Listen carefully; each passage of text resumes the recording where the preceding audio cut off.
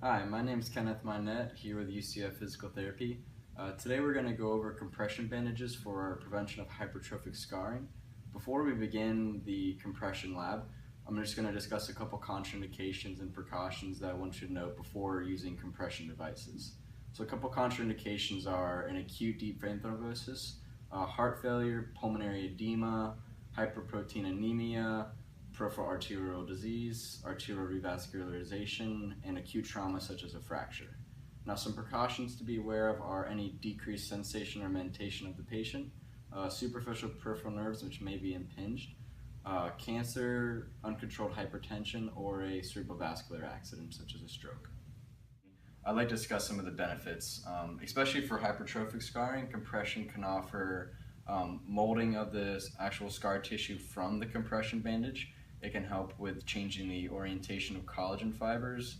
It can help reduce excess edema that might form, and it can also increase the skin temperature, which would bring about collagenase, which would also help in the changing the orientation of the collagen fibers in the scar tissue. So before we begin the actual compression bandage, I'd first like to inspect the patient's skin, noting any increased redness, edema, any irritation or skin infection he might have. I'd like to check the patient's sensation on different aspects of his skin, check his mentation from talking to the patient. I'd also like to make sure all jewelry has been removed, that the affected area is open for me to help treat, and in case this patient has sustained a serious injury, I could also check the Hillman sign, which is putting the patient into a passive dorsiflexion as well as squeezing the calf, which that would be indicative of a deep vein thrombosis, would be contraindicated. And his skin may also present as red, hot, and shiny if there's a DVT present. Now that I've assessed the patient's skin and determined that there's no skin infections or open wounds, that I do not need to dress the patient's skin. I just need to apply a stockinette, which will help prevent the bandage from slipping down once it's applied. So for hypertrophic scars, we want to apply a static compression, which means we want the pressure to be even throughout the entire length, because all we're trying to do is trying to help this collagen lay down and so it does not become overbearing. And the amount of force used for this type of compression is 20 to 30 millimeters of mercury. And for these are considered long stretch bandages, which means they can stretch about 400% of their length. So to get 20 to 30 degrees millimeters of mercury, we just want to provide about a 25 to 30% stretch on these bandages.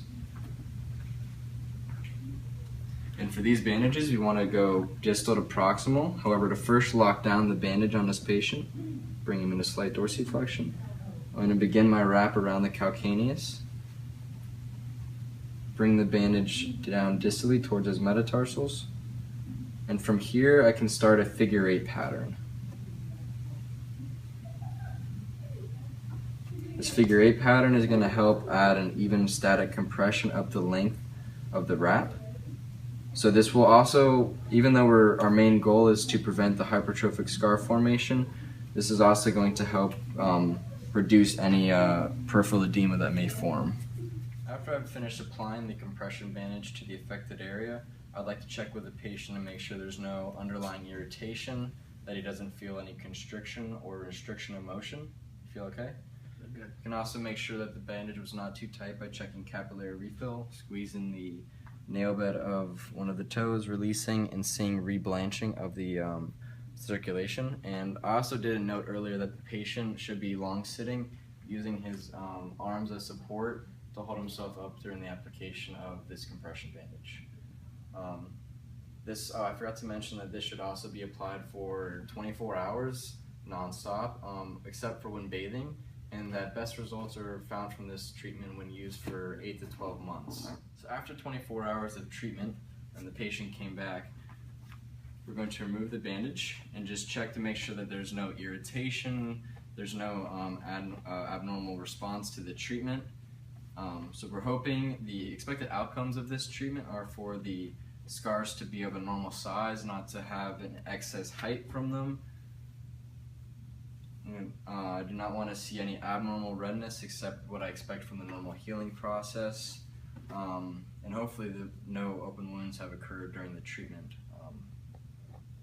And that is compression bandage for hypertrophic scarring.